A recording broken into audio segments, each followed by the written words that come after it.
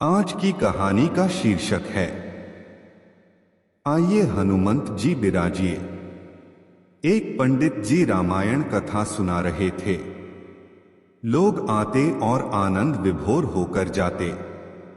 पंडित जी का नियम था, रोज कथा शुरू करने से पहले आइए हनुमंत जी बिराजिए कहकर हनुमान जी का आह्वान करते थे। फिर 1 घंटा प्रवचन करते थे। वकील साहब हर रोज कथा सुनने आते। वकील साहब के भक्तिभाव पर एक दिन तर्कशीलता हावी हो गई। उन्हें लगा कि महाराज रोज आइए हनुमंत जी बिराजिए कहते हैं, तो क्या हनुमान जी सचमुच आते होंगे? अत वकील साहब ने पंडित जी से पूछ ही डाला, महाराज जी, आप रामायण की कथा बहुत अच्छी कहते हैं, हमें बड़ा रस आता है, परंतु आप जो गद्दी प्रतिदिन हनुमान जी को देते हैं, उस पर क्या हनुमान जी सचमुच विराजते हैं? पंडित जी ने कहा, हाँ, यह मेरा व्यक्तिगत विश्वास है कि राम कथा हो रही हो तो हनुमान जी अवश्य पधारते हैं। वकील ने कहा, महाराज, ऐसे बात नहीं बनेगी। हनुमान जी यहां आते हैं, इसका कोई सबूत दीजिए। आपको साबित करके दिखाना चाहिए कि हनुमान जी आपकी कथा सुनने आते हैं।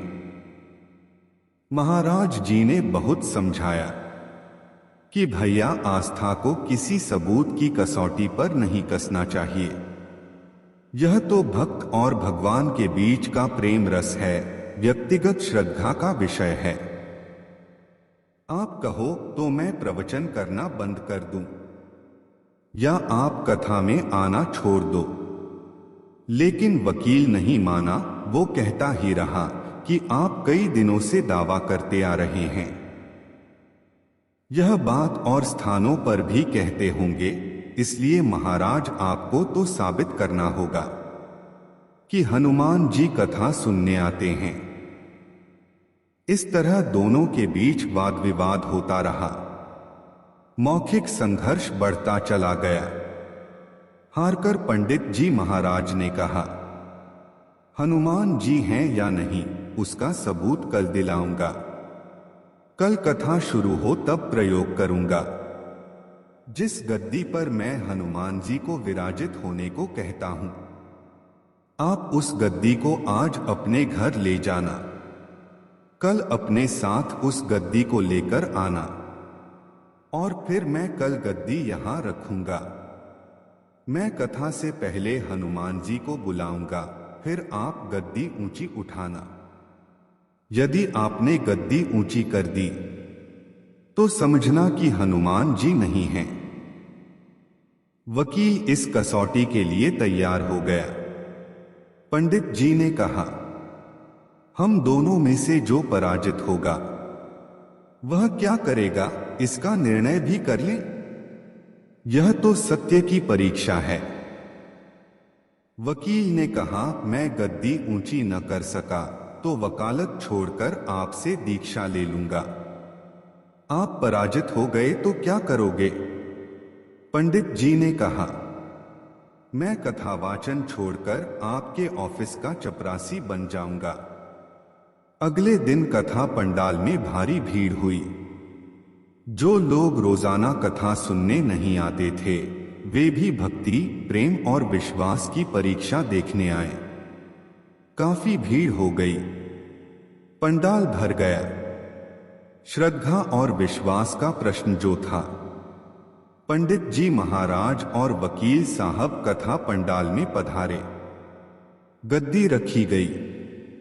पंडित जी ने सजल नेत्रों से मंगलाचरण किया और फिर बोले, आइए हनुमंत जी बिराजिए। ऐसा बोलते ही पंडित जी के नेत्र सजल हो उठे।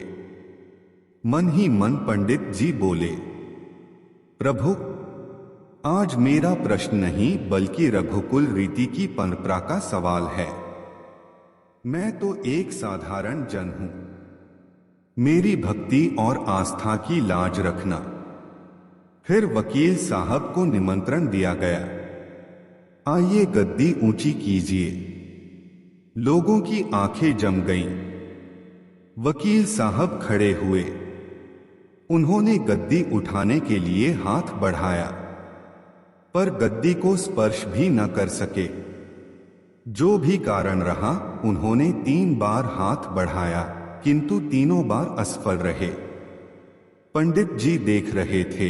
गद्दी को पकड़ना तो दूर, वकील साहब गद्दी को छू भी न सके।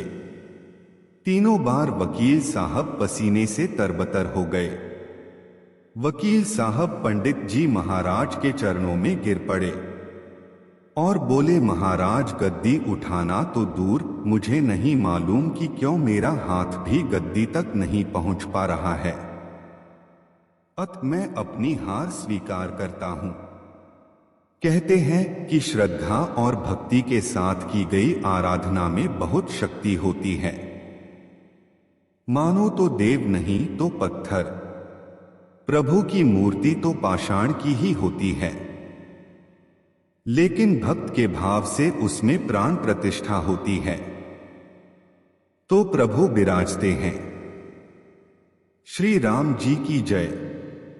हे नाथ, हे मेरे नाथ, आप कृपा के सागर है।